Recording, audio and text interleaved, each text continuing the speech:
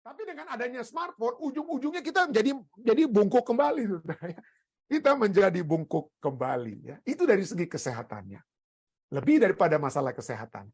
Kita mengalami masalah yang dikenal dengan istilah spiritual attention deficit disorder. Satu masalah oleh sebab perhatian kita itu berkurang. Spiritual, kerohanian kita berkurang. Bicara tentang firman Tuhan, kuno itu firman Tuhan. Bicara dengar khotbah, aduh terlalu lama khotbahnya. Kita maunya yang cuma singkat-singkat aja. Kita menyebabkan kerohanian, mendengarkan masalah rohani itu jadi berkurang. Itulah sebabnya firman Tuhan katakan, pikirkanlah perkara yang di atas, bukan yang di bumi. Set your mind on things above. Dan setan tahu, gantinya dia supaya kita melihat ke atas. Sekarang setan ajar kita semua lihat ke bawah. Lihat kita semua apa? Ke bawah. Kita diminta untuk menghidupkan satu kehidupan yang berpusat kepada Allah kita. Kepada Yesus yang ada di samping kanan Bapa.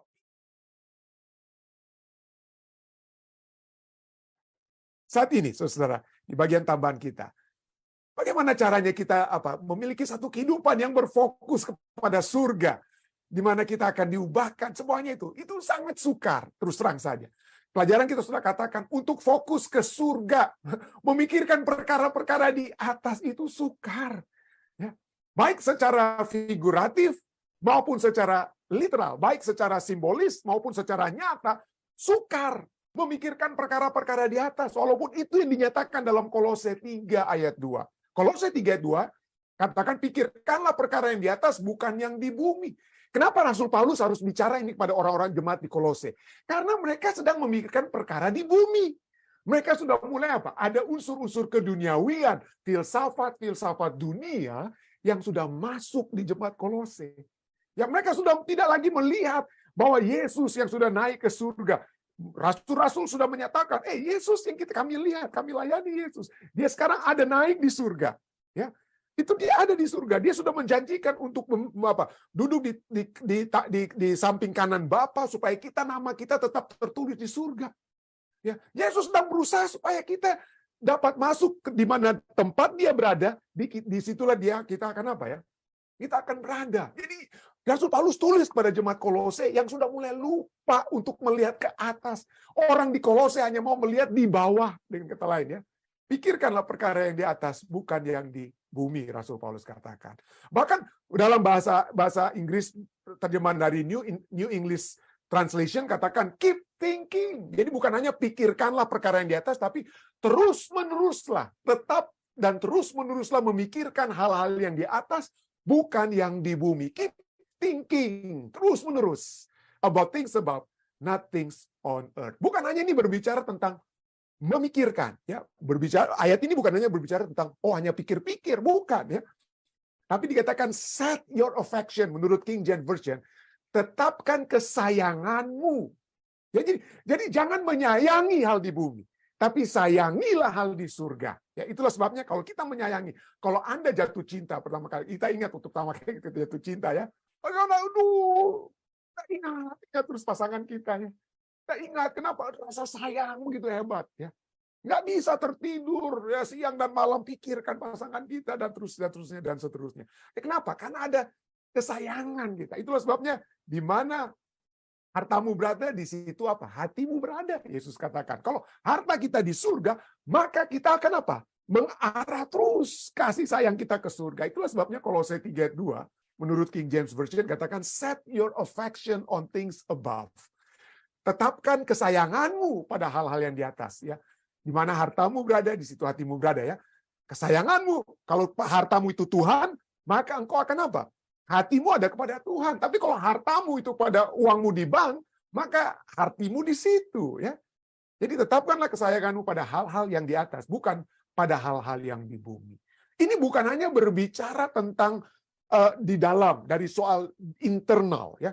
Kata set your affection on things ya. Pikirkan, itu dari kata phroneo. Kata phroneo itu berarti kita betul berpikir, mengarahkan pikiran, tapi mengarahkan pikiran untuk apa? Untuk bertindak. Artinya, kata ini bukan hanya kita memikirkan sesuatu, tetapi kita sedang melakukan tindakan mencari. Jadi kita bukan hanya pikir-pikir, ya nantilah pendeta saya pikir-pikirkan ya untuk ikut kebenaran, nanti saya pikir-pikirkanlah pendeta ya. Untuk saat ini belum. Tidak. Kata pikirkanlah perkara yang di atas, artinya Anda sedang mencari secara apa? Aktif. Anda mencari secara aktif. Anda mencari secara aktif perkara di atas. Bukan nanti kalau perkara di atas data kebetulan datang baru saya ikut-ikut ya, baru saya menurut pendeta. Bukan. Itu tindakan yang kita lakukan. Kenapa? Karena pada saat kita menetapkan pikiran pada sesuatu, itu akan menetapkan atau mempengaruhi pikiran kita. Kalau goal kita apa? Goal saya ini adalah untuk anak-anak saya masuk sekolah untuk tamat sarjana. Itu kita pikirkan terus bagaimana caranya supaya anak saya jadi sarjana. Maka yang terjadi apa? Itu mempengaruhi tujuan kita. Pekerjaan kita, apapun, kita gunakan penghasilan kita supaya anak kita mau jadi sarjana. Atau apalah, untuk jadi anak yang baik. Kalau kita pikirkan, ada yang tadi malam berbicara, tolong doakan anak-anak ya. Jadi kalau pikiran kita terus-menerus anak-anak kita supaya berbuat baik, maka tujuan kita selalu akan terjadi bagaimana caranya supaya anak-anak saya jadi anak-anak yang baik. Dan kemudian pikiran tersebut akan menuntun tindakan kita, akan membimbing tindakan kita untuk mencapai apa? Mencapai tujuan tersebut. Tuhan mau kita terus-menerus memikirkan dan mencari melakukan tindakan untuk surga. Untuk apa? Tindakan untuk yang di atas, bukan yang di bumi. Kenapa? Karena yang di surga itulah tempat yang lebih baik. Yesus sudah pergi menyediakan tempat bagimu, bagi kita, supaya di mana Dia berada, kita akan berada. Kenapa? Karena tempat di mana Yesus berada itu lebih baik. Tempat yang di mana Yesus sedang siapkan bagi saudara dan saya adalah tempat yang lebih baik. Ya, Ibrani 11 ayat 16 katakan. Tetapi umat-umat Tuhan, pahlawan-pahlawan Injil di dalam Ibrani 11 seperti Abraham, Musa, Nuh, semua ya. Mereka selalu dikatakan merindukan tanah air yang lebih baik. Abraham orang paling kaya. Musa orang yang paling terkenal, terpelajar di Mesir dan lain sebagainya, hebat sekali. Dapat memiliki segala sesuatunya, tetapi namun demikian mereka merindukan tanah air yang lebih baik, yaitu satu tanah air sorgawi. Sebab Allah tidak malu disebut Allah mereka, karena Ia telah mempersiapkan sebuah kota bagi mereka. Bukan di bumi, di sorga. Tempat yang lebih baik. Yesaya 51 ayat 11 kan, Yesaya 51 ayat 11 katakan, ini tempat bukan hanya keadaan yang hebat, megah dan lain sebagainya, bukan ya. Tetapi penuh dengan sukacita. Di dalam dunia kita kadang-kadang dapat sukacita, kadang-kadang tidak, kadang-kadang senang, kadang-kadang tidak senang. Kita diombang-ambingkan perasaan kita ya. Tetapi di tempat tersebut ya, akan ada kegirangan dan sukacita akan memenuhi kita. Duka dan keluh akan menjauh. Duka cita kita, penderitaan kita akan menjauh. Kenapa? Bukan karena perasaan kita lebih baik, bukan karena jalan di surga itu dari emas, dari mutiara dan lain sebagainya. Terutama yang ada di dalam kerajaan surga adanya Allah di tengah-tengah kita. Itulah sebabnya Wahyu 21:3 katakan, lihatlah kemah Allah ada di tengah-tengah manusia. Ia akan diam bersama-sama dengan mereka. Mereka akan menjadi umatnya dan Ia akan menjadi Allah mereka. Mungkin kita pikir, sudah berbusa kita pendeta. Pendeta ini udah berapa tahun terakhir ini di acara Sepuluh Sahabat ini terus ya, pikirkanlah surga, pikirkanlah ini. Tetapi jujur saja, kadang-kadang kita harus terus-menerus bukan hanya memikirkan surga, tetapi kita harus terus-menerus diingatkan tentang surga. Kenapa? Karena pemikiran kita itu selalu diganggu, saudara. Pikiran kita itu selalu diganggu. Tujuan-tujuan kita itu selalu dialihkan oleh kuasa kegelapan. Ini buku yang ditulis bukan orang Kristen ya, bukan oleh umat Advent, ini bukan ya.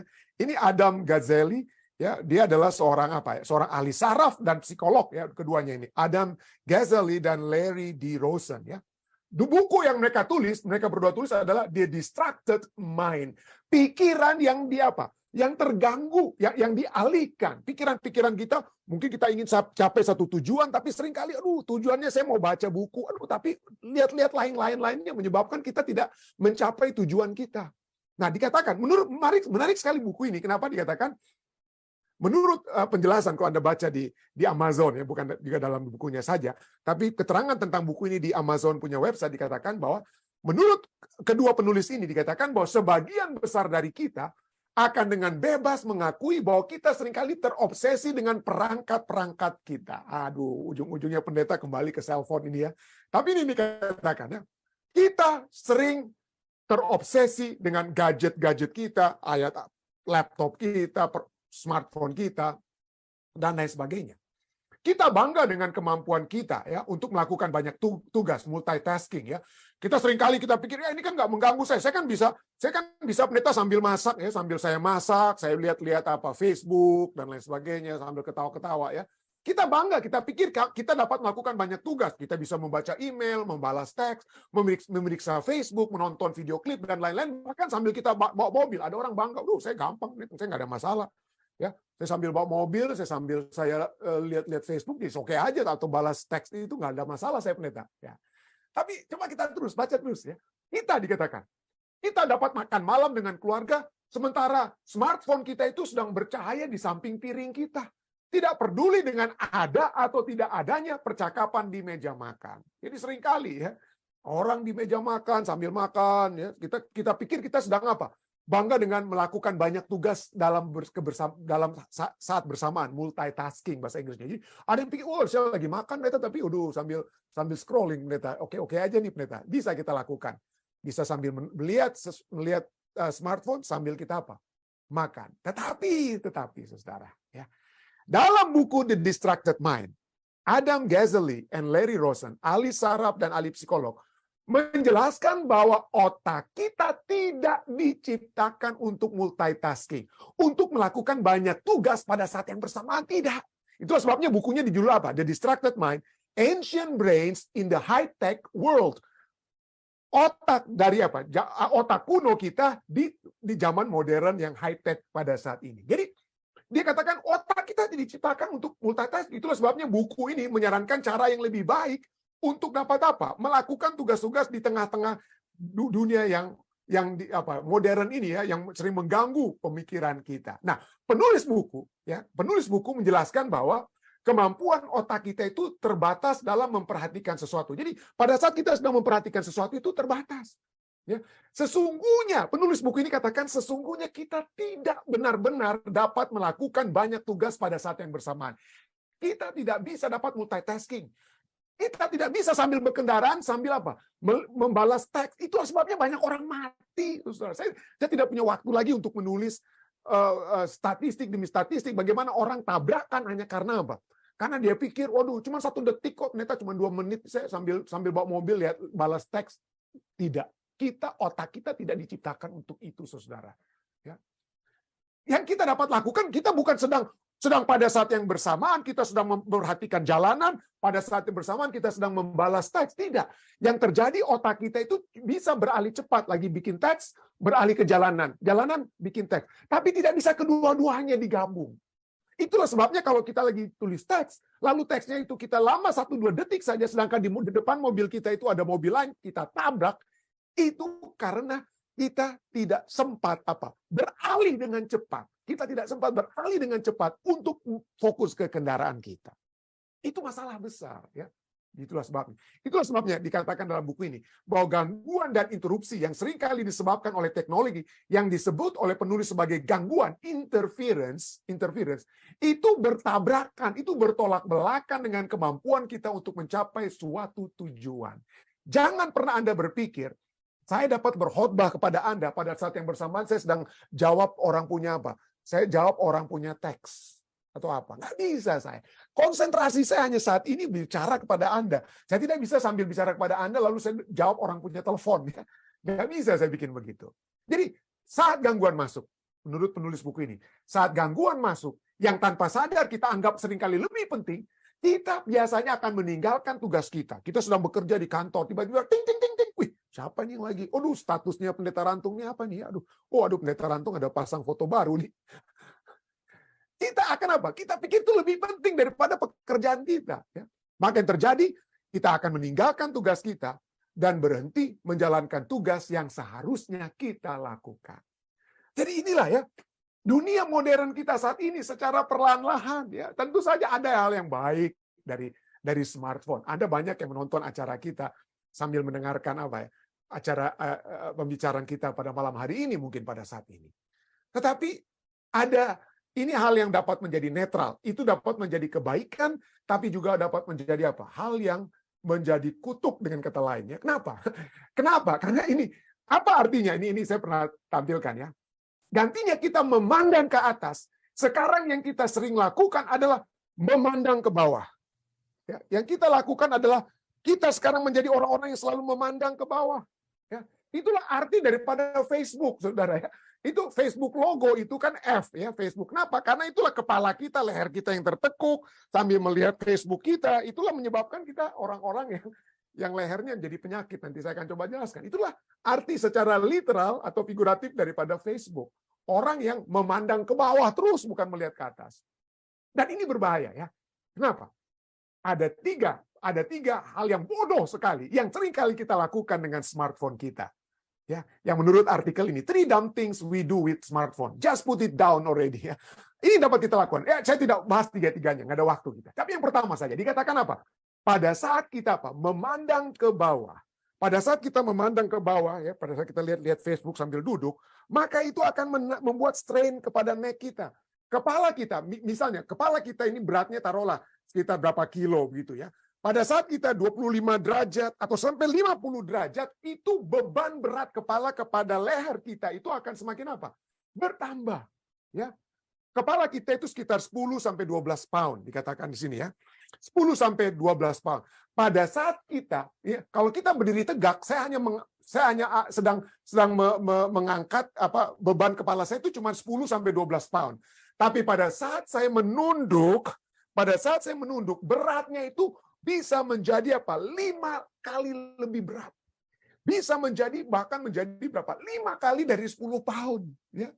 Yang menyebabkan kita memiliki tubuh yang apa? Yang sakit. Dan ini dijelaskan secara ilmiah. Ya, secara ilmiah bagaimana mobile phone. Coba Anda lihat leher anak-anak kita. Saya seringkali memperhatikan ya, anak-anak yang sedang lihat TikTok mereka atau lihat Instagram mereka. Saya perhatikan leher mereka. Aduh, ini Anda lihat leher itu sudah apa ya? Sudah ada masalah itu di dalam leher mereka, postur leher mereka ya. Dan kalau itu kita lakukan berjam-jam ya. Kalau kita lakukan, Anda saja. Coba Anda lihat, kalau Anda 1 jam saja Anda atau berapa menit saja Anda lihat Facebook. Aduh, begitu Anda naik kan Anda rasa sakit leher. Orang Manado bilang pantai leher kita ini ya, pantai leher kita atau leher kita ini ya. Sakit rasanya ya. Dan itu betul ya. Kenapa? Karena apalagi kalau 4 sampai 5 jam. Biasanya orang-orang di Amerika, Indonesia, saya sudah pernah bahas. Orang Indonesia orang yang nomor 2 di dunia.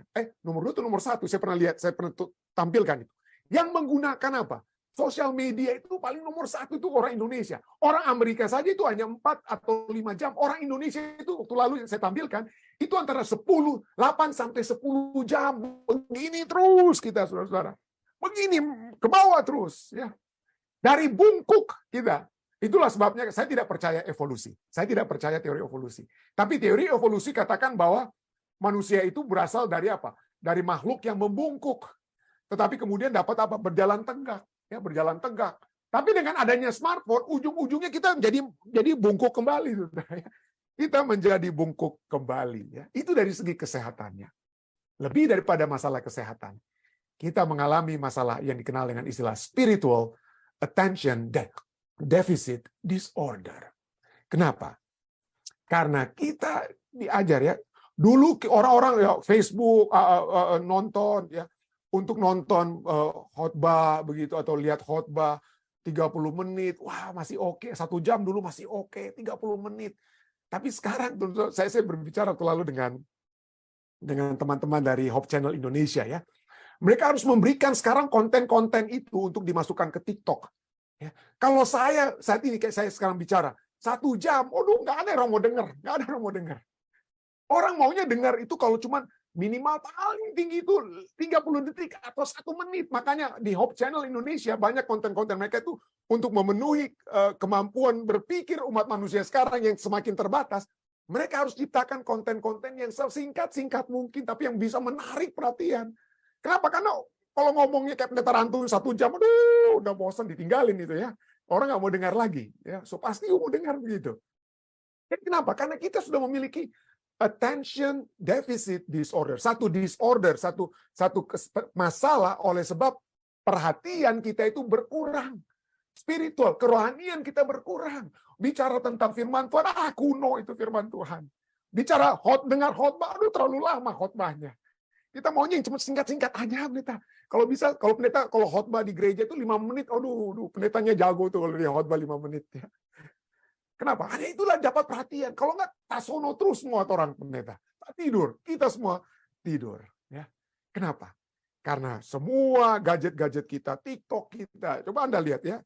Kalau Anda buka saja ya, ini kita semua ditawarkan untuk apa? Melihat dunia. Ini program kami ya. Program Jemaat Visak. Tapi begitu Anda muncul pada saat setelah Anda pikir, aduh pendeta Rantung ini kelamaan ngomongnya, udah kita coba lihat dulu yang bawahnya. Oh, di bawahnya lebih menarik nih, ada joke-joke, ada American Got Talent dan lain sebagainya yang lebih menarik, cuma 1 menit pendeta. Menyebabkan kerohanian, mendengarkan masalah rohani itu jadi berkurang. Itulah sebabnya firman Tuhan katakan, pikirkanlah perkara yang di atas, bukan yang di bumi. Set your mind on things above. Dan setan tahu, gantinya dia supaya kita melihat ke atas. Sekarang setan ajar kita semua lihat ke bawah. Lihat kita semua apa? Ke bawah. Kita diminta untuk menghidupkan satu kehidupan yang berpusat kepada Allah kita. Kepada Yesus yang ada di samping kanan Bapa. Pikirkanlah. Apa artinya kita memikirkan perkara yang di atas? Apakah hanya orang Manado pikir secara literal hanya lihat-lihat apa yang ada di atas? Bukan ya. Artinya adalah semua yang benar. Filipi 4 ayat 8 katakan semua yang benar, semua yang mulia, semua yang adil, semua yang suci, semua yang manis, semua yang sedap didengar, semua yang disebut kebajikan, semua yang patut dipuji. Hal-hal yang indah, ya. Hal-hal yang Yesus telah lakukan pada saat di dalam dunia ini. Pikirkanlah semua itu. Pikirkanlah semua itu. Tentu saja, saya tidak katakan ini supaya Anda mulai saat ini Anda buang semua Anda punya smartphone, tidak ya. Tapi mari kita pikirkan bahwa smartphone kita itu tidak selalu berguna. 1 Korintus 6 ayat 12 sudah katakan, segala sesuatu, Rasul Paulus kan, segala sesuatu itu halal bagiku. Tapi bukan semuanya berguna. Ya, bukan semuanya berguna. Segala sesuatu halal bagiku, tetapi aku tidak membiarkan diriku diperhamba oleh suatu apapun. Tapi seringkali kita diperhamba oleh smartphone kita ya. Dia diperhamba oleh smartphone kita. Jadi pada saat kita membuka smartphone kita, apa yang Anda sedang lihat? Apa itu adalah sesuatu hal yang benar? Apakah sesuatu hal yang mulia, yang membawakan keadilan, membawakan kesucian, sesuatu hal yang membawa kita untuk dekat dengan Tuhan, yang dapat membawa kita untuk memuji Tuhan? Tapi kalau yang kita lihat dari smartphone kita adalah hal-hal yang tidak baik, hati-hati dengan orang komputer tahu ini sekali ya. GIGO, garbage in, garbage out. Apa yang kita masukkan ke dalam diri kita. Kalau itu kita masukkan hal yang baik, keluar yang baik. Kalau yang kita masukkan keluar hal-hal yang tidak baik, keluar hal yang apa ya? Hal yang tidak baik. Amsal 15:10 katakan orang bijaksana mencari pengetahuan, orang bodoh sibuk dengan kebodohan mereka. Itulah sebabnya makanan rohani kita haruslah bukan apa? Bukan makanan rohani yang akan merusak kerohanian kita. Isilah dengan hal-hal yang rohani. Itulah sebabnya pemazmur katakan apa? Tidak kutaruh di depan mataku perkara dursila. Mazmur 101 ayat 3. Tidak kutaruh di depan mataku apa? Perkara dursila. Kalau kita ingin memikirkan Tuhan, marilah kita memiliki satu hubungan yang baik dengan Tuhan kita. Marilah kita mendengarkan firman Tuhan. Marilah kita apa? Berbicara dengan Tuhan kita dalam doa. Pada saat kita memikirkan hal-hal surgawi, maka kita akan terus-menerus mencari surga dan terhindar dari melihat ke bawah, melihat kesenangan-kesenangan dunia. Saya bawa ini dalam nama Yesus. Amin. Baik, mungkin ada